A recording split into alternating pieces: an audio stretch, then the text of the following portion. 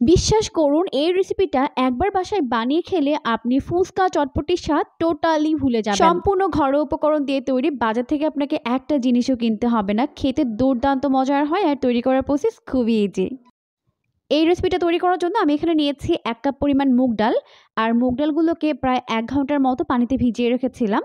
যখন এরকম ফুলে গেছে তখন আমি এগুলোকে পাটায় বেটে নিয়েছি। আপনারা চাইলে ব্লেন্ডারও ব্লেন্ড করতে পারবেন। এরপর এখন এর মধ্যে প্রথমে দিয়ে দিলাম 1/2 চামচ পরিমাণ টালা জিরার গুঁড়া, 1/2 চামচ পরিমাণ কাঁচামরিচ কুচি, 1/2 চামচ পরিমাণ দিয়ে দিলাম আদা বাটা, 1/2 চামচ পরিমাণ রসুন বাটা, খুবই সামান্য পরিমাণে দিয়ে দিলাম হলুদের গুঁড়া, আর 1/2 চামচ পরিমাণ দিয়ে দিলাম মরিচের গুঁড়া, দিয়ে দিলাম কিছুটা পেঁয়াজ কুচি আর 1/2 চামচ পরিমাণ লবণ দিয়ে খুব ভালো করে সবকিছুকে প্রথমে মিশিয়ে নিতে হবে। সবকিছুকে প্রথমে ভালো করে মিশিয়ে নেওয়ার পর এখন আমি বাইন্ডিংয়ের জন্য এর মধ্যে অ্যাড করে দিব চালের গুঁড়া। আমি এখানে 1/4 কাপ পরিমাণ চালের গুঁড়া দিয়ে দিচ্ছি। চালের গুঁড়া না থাকলে এখানে বেসনও ব্যবহার করতে পারবেন, তবে চালের গুঁড়া দিলে এটা অনেক বেশি ক্রিস্পি হয়। এখন খুব ভালো করে সবকিছুকে মিশিয়ে নিতে হবে। মিশিয়ে নেওয়ার পর এখন হাতের মধ্যে অল্প অল্প করে নিয়ে এভাবে চ্যাপটা করে নিতে হবে।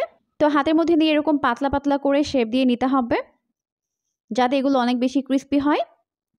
এখন আমি এগুলোকে ভেজে নিব। তার জন্য চুলায় প্যান বসিয়ে যথেষ্ট পরিমাণে সয়াবিন তেল দিয়ে দিয়েছি। তেলটিকে ভালোভাবে গরম করে এখন এর মধ্যে একটি একটি করে এভাবে করে শেপ দিয়ে দিব। আর যথেষ্ট পাতলা করে মিডিয়াম আঁচে ভাজতে হবে, তাহলে ভেতরে এবং বাইরে খুব ভালোভাবে কুকড হতে পারবে।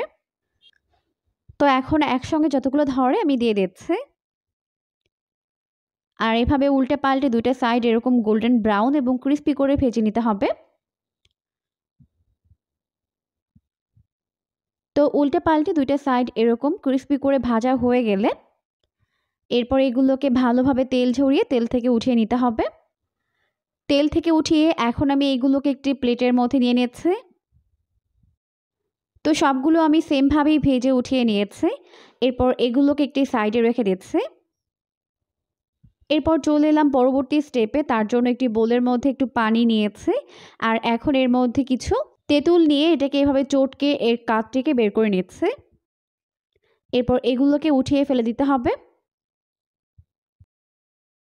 এখন এখানে আরও একটি বোল নিয়েছে। এরপর দুইটা শুকনা মরিচ এভাবে ভেঙে নিতে হবে।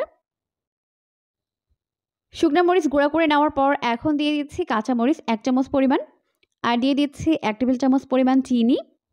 এখন দিয়ে দিচ্ছি খুবই সামান্য পরিমাণে লবণ। এরপর আবারও সব কিছুকে একত্রে ভালো করে হাত দিয়ে মিশিয়ে নিচ্ছে। এরপর আমি এর মধ্যে তেঁতুলের যে কাঁচটা ছিল সেটাকে দিয়ে দিচ্ছি। একটু পানি দিয়ে নিতে হবে। এরপর হাত দিয়ে এটাকে ভালো করে আবারও মিশিয়ে নিচ্ছে। এখন এর মধ্যে দিয়ে দিব খুবই সামান্য পরিমাণে টালা জিরার গুঁড়া আর সামান্য পরিমাণে বিট লবণ। বিশ্বাস করুন এই রেসিপিটা আপনি একবার কাউকে বানিয়ে খাওয়ালে কেউ খেয়ে বুঝতেই পারবে না এটা ঘরে তৈরি করা। বাইরের মামাদের মজার মজার ফুচকা চটপটি থেকে কোনো অংশেই কিন্তু কম না এই মজাদার রেসিপিটি। আচ্ছা, এই রেসিপির কি নাম দেওয়া যায় বলুন তো?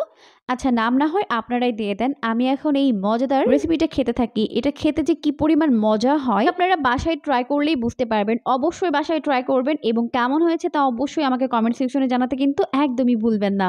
যেদিন বাসায় অনেক বেশি মাংস পোলাও রান্না করা হয় সেদিন যদি এরকম একটা আইটেম থাকে সবাই কিন্তু অনেক বেশি খুশি হয়ে যাবে।